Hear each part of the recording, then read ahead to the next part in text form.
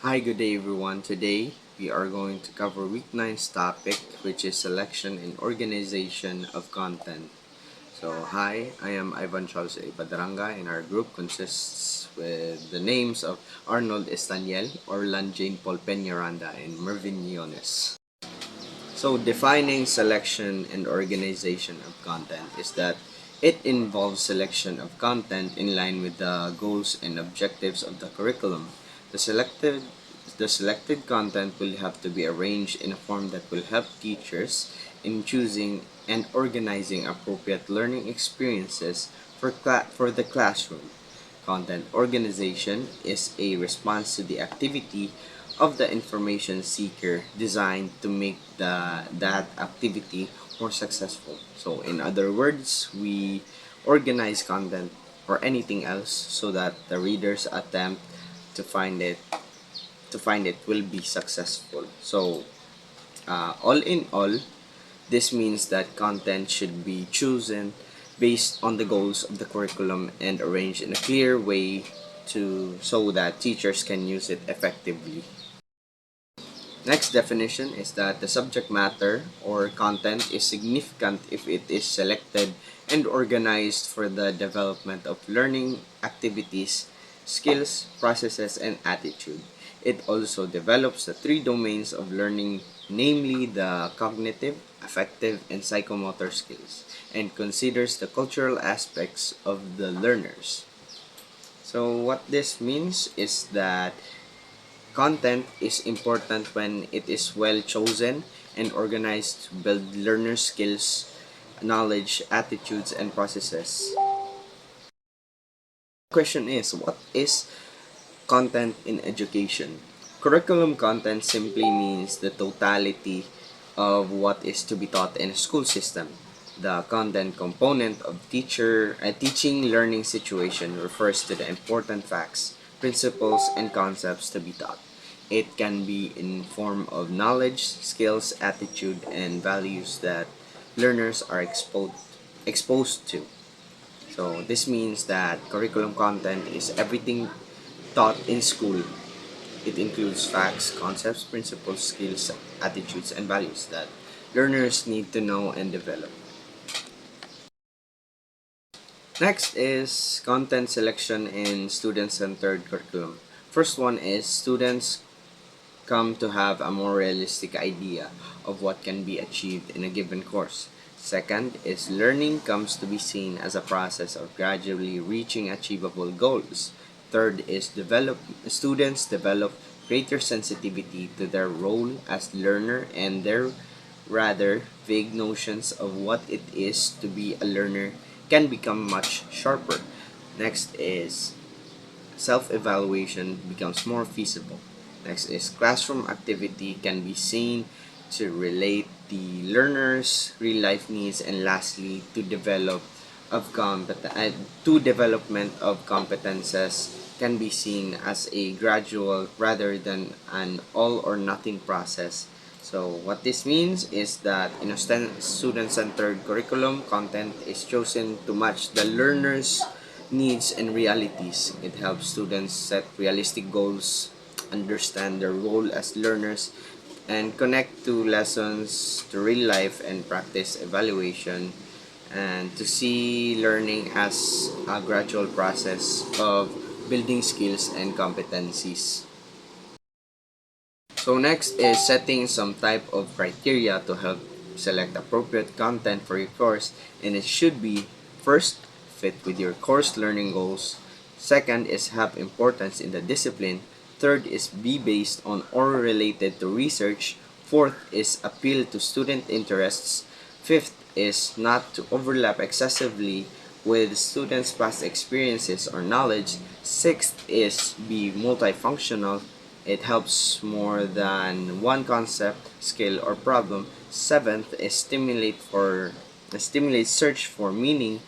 Eighth is encourage further investigation, and lastly, ninth is show interrelationship among concepts. So all in all, this means that when selecting and organizing content, it should match learning goals, be more important in the subject, connect to research and interest students.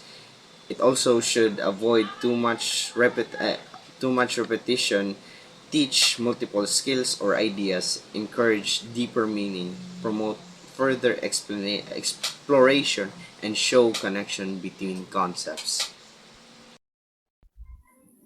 Okay, and the next slide is the aims for selecting content.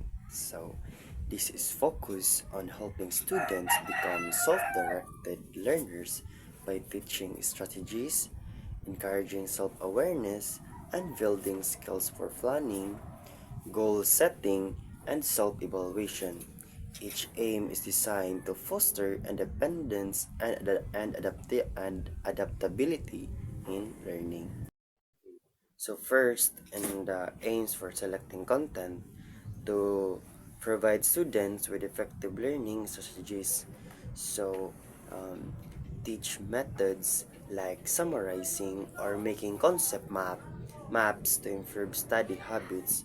Example, show student how to create mind map for organizing information after a lesson. Second, for the aims for selecting content is to assist students to identify their preferred ways of learning.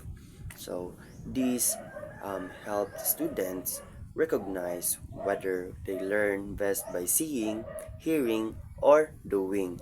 So let me have example for this. So let students choose between reading instruction, watching demonstration, or hands-on activities in class. Third is to develop skill needed to negotiate the curriculum. So these teach students to communicate their needs and preferences for projects or topics.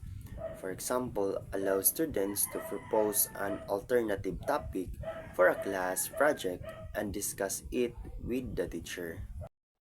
Next is to encourage students to set their own objectives. So, guiding students to set personal targets for what they want to achieve. So, for example, ask each student to write a learning goal for the week, such as mastering a new math concept.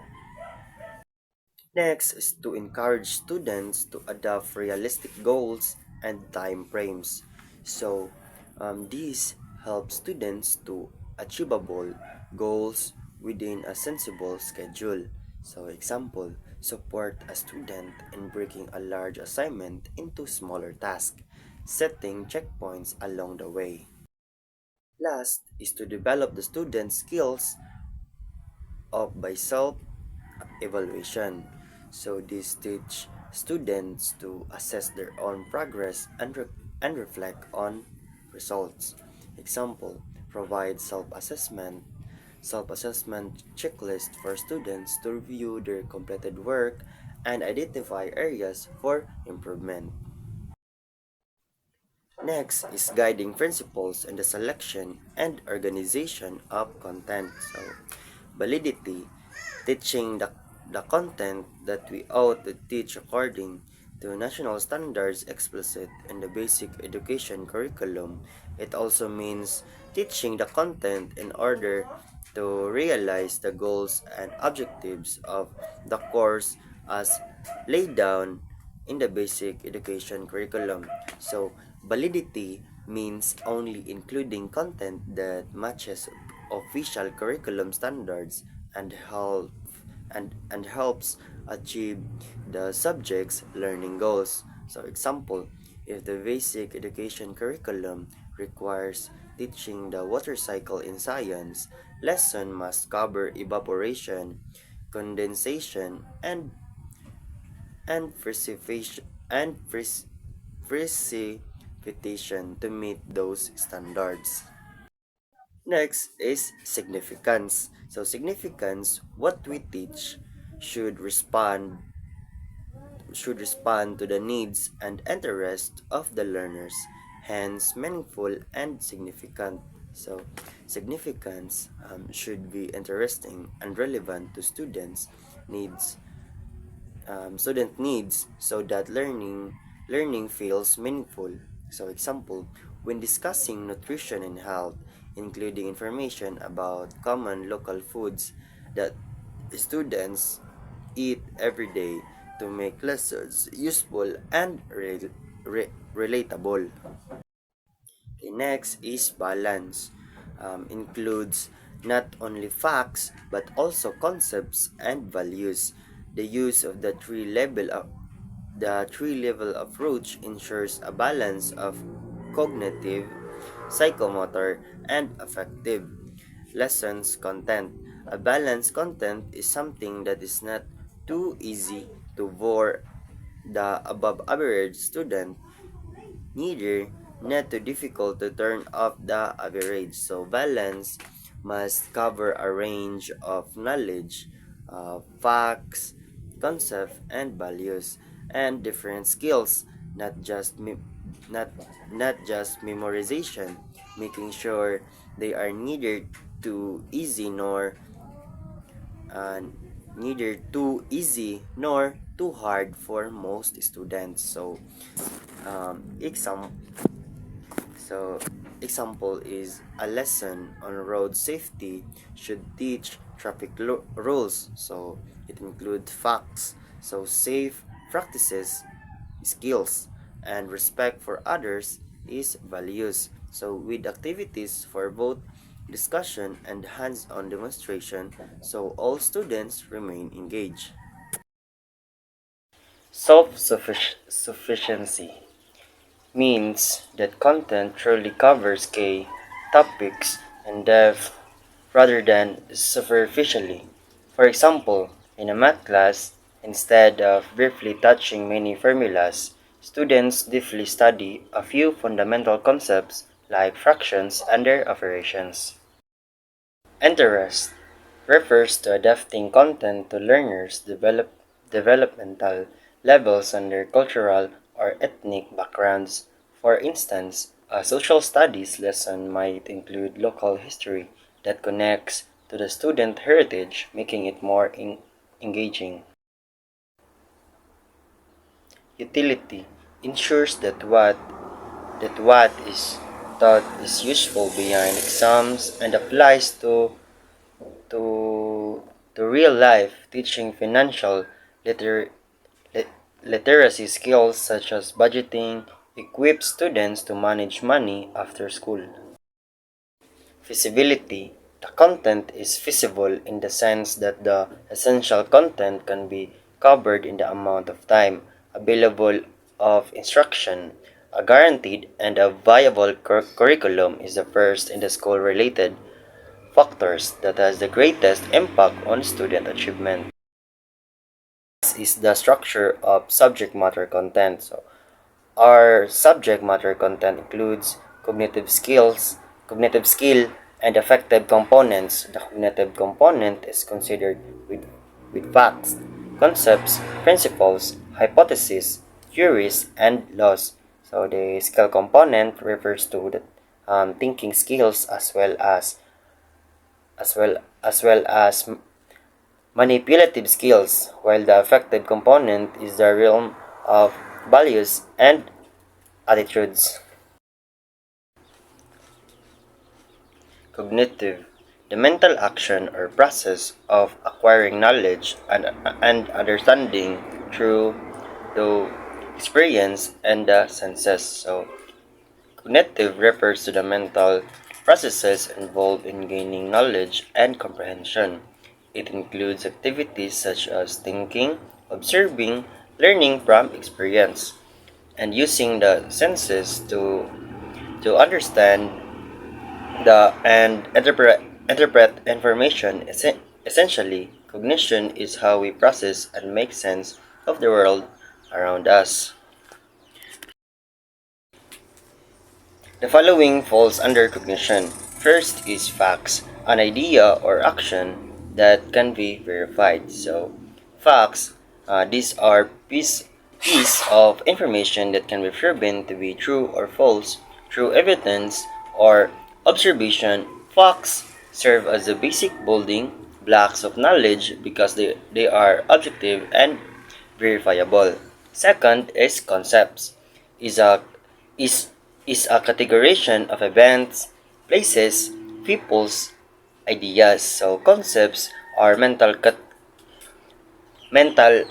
categories or general ideas that help organize and classify various events, like people, places, or objects. They allow us to group similar things together to understand and communicate about the world more efficiently. Third is principles, the relationships between and among facts and concepts. So principles is describe the relationship between facts and concepts. They are foundational rules or guidelines that show how different pieces of information connect and interact with each other within a subject area. Next is hypothesis. Educated guess about relationships. So hypothesis is an informed, testable prediction or guess about how certain principles might explain relationships between facts and concepts. It is a starting point for further investigation and experimentation. Next is theories. Explain why these principles are true. So theories are will develop explanation based on a body of evidence that clarify why principles hold true. They provide a deeper understanding by integrating facts, concepts, and hypotheses into a coherent framework. Next is laws. Firmly established truly tested principle or theory. So laws are principles or theories that have been ri- rigorously tested and confirmed repeatedly under various conditions. May may they they they represent knowledge considered universally valid and consistently reliable within their domain. Skill. Thinking skills involve mental processes used in cognitive functions that enable people to make meaning from and create with information. So thinking skills refer to the mental processes used in cognitive functions that allow individuals to understand, interpret, and make sense of information. So these skills enable people not only to, to comprehend existing knowledge but also to use that knowledge creatively to solve problems, make decisions, and generate new ideas. Essentially, thinking skills help transform information into meaningful understanding and practical application. So the following falls under skills. So first is manipulative skills. Subjects that are dominantly skill oriented or uh, these skills these skills require the ability to physically control and coordinate the body or objects. They are essential and subjects that defend that that defend that de- that depend heavily on hands-on activities or physical movement, such as physical education, music performance, or crafts. Mani- Manipulative skills involve practice and refinement of, of motor functions to perform tasks accurately and efficiently. Second is thinking skills. So they refer to the application of what was learned or problem solving. So thinking skills refer to the mental processes used to apply learned knowledge in in practical or new contexts. This includes problem solving, decision making, reasoning, and analyzing information. These skills help individuals interpret information, make sense of complex situation, and generate workable solutions based on what they have learned. So next is divergent thinking. So divergent thinking process or method used to generate creative ideas by exploring many possible solutions. So divergent thinking is a process focused on creativity and innovation. It encourages it encourage exploring a wide range of possible ideas or solutions with, without immediately judging or dismissing them. This type of thinking is often used in brainstorming sessions or creative problem solving, where generating many different possibilities allows for more innovative outcomes. So next is convergent thinking. So convergent thinking narrowing down from many possible thoughts to end up on a single best, though, or an answer to a problem. So convergent thinking mean is that thinking involves critically evaluating and and narrowing down multiple ideas or solutions to select the most appropriate or effective one. It requires it requires analytical skills to assess the feasibility, relevance, or correctness of options, leading toward a single best answer or conclusion. Last is critical thinking. Critical thinking involves evaluating information or arguments in terms of their accuracy and worth. So, critical thinking is the ability to object to objectively evaluate information, arguments, or claims to judge their their accuracy, logic, and reliability. It involves questioning assumptions, identifying biases, examining evidence, and synthesizing information from multiple sources.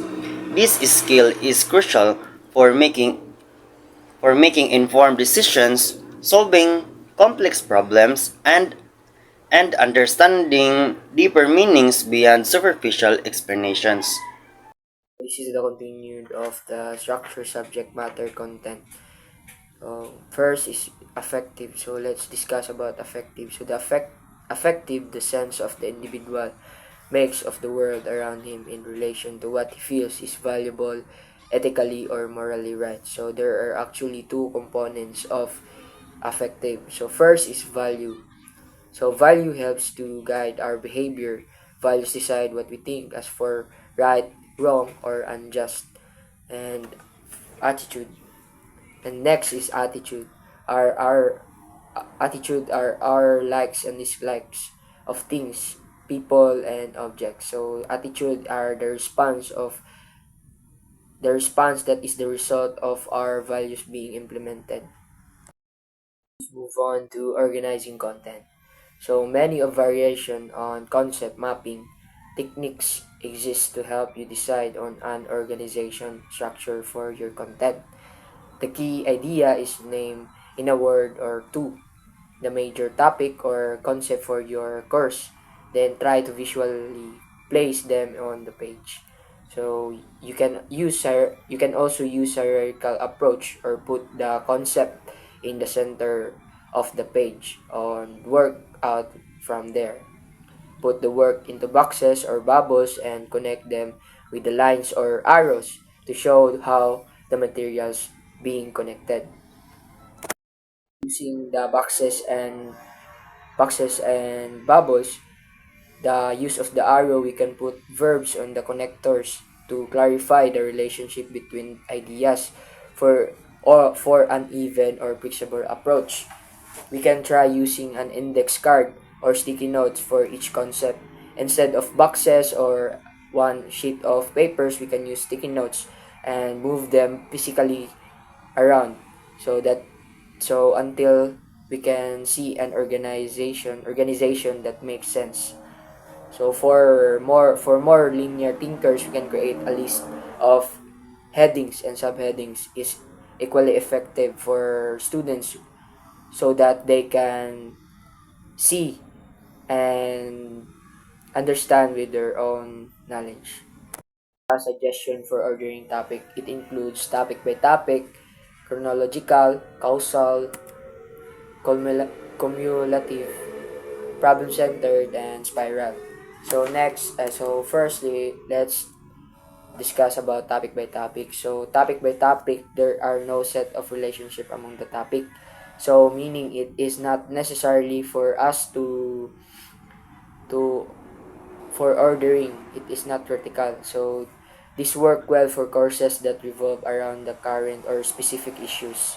So next is the chronological. So moving from past to present is a very common and easy to implement organizational pattern. So next is the causal. So the course presents a number of events or issues that culminate in some final effect or solution. So next is the cumulative. Each concept builds on the previous one. So it is very simple in a way that in our previous discussion we can use those concepts to build or add some new information. So next is the problem centered. So it is more centered on problem, question, or cases. Represents the principal organizing features of the course. So last is the spiral. Key topics or concept are revisited throughout the course with the new information or insights developing each time. It is a way for us to use those previous topic as a backbone for us to increasingly increase the hardship of each level of the topic. So, good day everyone. So, I am now continuing the discussion about the selection or organization content. So, now let's discuss the cumulative. So, cumulative, each new concept builds on what was previously learned. Lessons are arranged so that earlier topics serve as the foundation for later ones. So, for example, in mathematics, students first learn about the addition and subtraction before moving on to multiplication and division, since understanding basic operation is needed for more complex ones. Next, problems centered. Learning resolves around solving real-life problems, questions, or case studies. So this approach encourages critical thinking and the application of knowledge. Halimbawa, in science, the students are asked to find ways to reduce the plastic waste in their community. So to apply the scientific concept like recycling and decomposition to propose solutions. So that what was the problem centered all about. Next is the spiral. Spiral is important topics for or skills that are revisited for multiple times throughout the course with deeper understanding or new details added each time. So, for example, in English, uh, students learn about nouns in elementary school. So, they revisit in high school when studying sentence structure, and later they use it in easy writing and linguistic analysis. Next is start with what students already know. So begin in this topic or in this slide. Start what students already know is like we have to begin lessons by connecting new concepts to students prior knowledge or experiences experiences. So for example, before teaching fractions, the students must review the basic division so students can relate the fractions to parts of a whole. So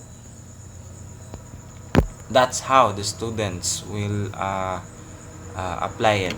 Then next is start with concrete examples. So in this,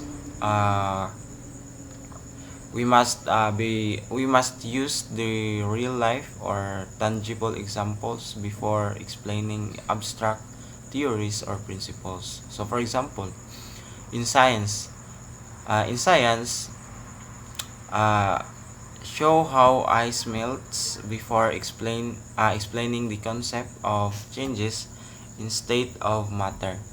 So mo na siya ang example. Then next is start with a solution, conclusion, or model. So in this, we must present the final answer or model first, then analyze or explore how it was reached.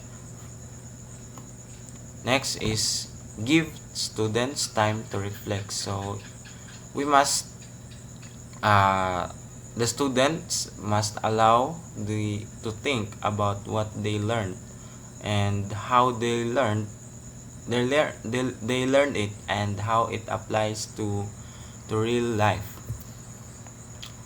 Then next is build in practice time. So in this, it provides opportunities for students to apply the concepts through exercises, assignments, or feedback sessions.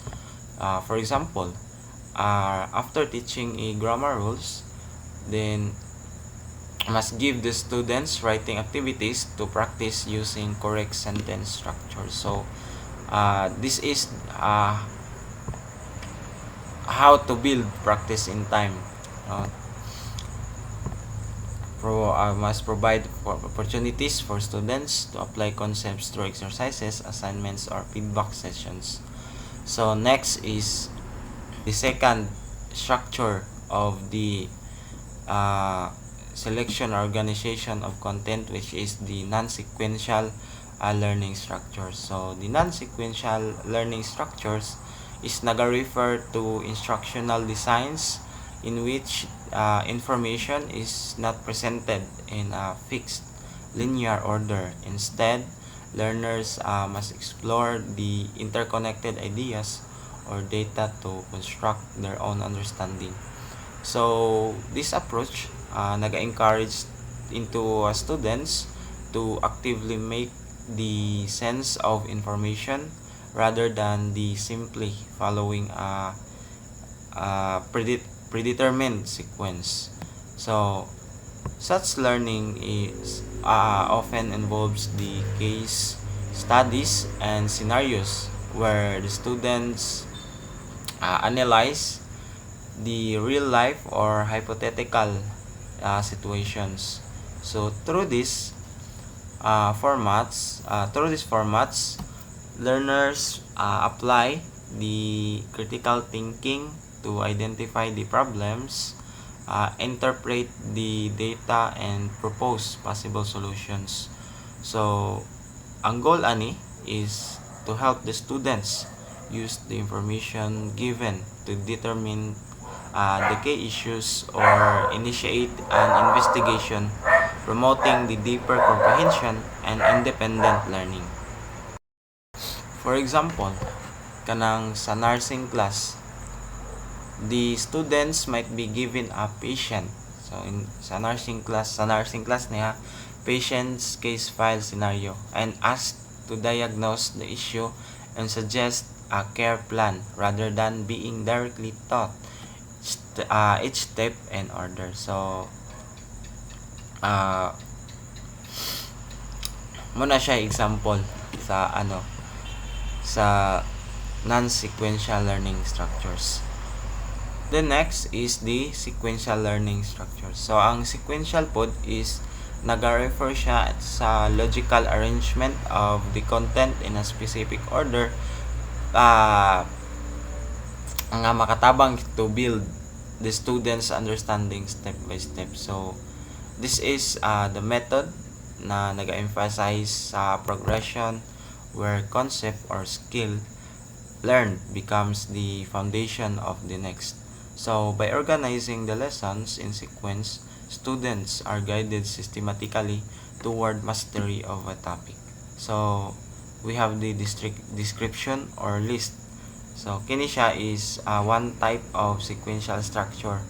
So kini siya is nag-represent in information to an organized list, either in a particular order or as a set of related details. So kini nga approach is makatabang ni sa learners para maka-recognize o ma-remember ang mga essential nga features, the characteristics or steps. So for example, ang a teacher might list in the steps for solving a math equation or enumerate the characteristics of the literary genre. So ang purpose is ang purpose sa paggamit sa description or list is para ang learning is more structured, clear o accessible. So kani siya is naga-simplifies the complex ideas by breaking them into smaller or more understandable parts that enable to students to process and retain information effectively. Next is we have the problem or solution. So these structures gina-introduce ang problem or challenge and then presents one or more possible solutions. So kini is makatabang sa estudyante to develop the analytical and the critical thinking skills as they identify the causes, effects, and resolutions. So kining approach pod is particularly used in subjects like science, social studies, and mathematics, where the problem solving is central to learning. So by understanding the why behind a problem and exploring the possible answers, learners enhance the comprehension and application of knowledge. Katulo is the simple to complex. So kini nga method is mag-start with a basic or foundational information before introducing the more advanced and complex concepts. So kini is enable sa students to grasp the simple ideas first by providing a strong base for understanding intricate the topics later. So this structure is naga-support for a gradual learning and prevents cognitive overload, making it especially effective in skill-based or technical subjects such as mathematics, the grammar, or computer programming.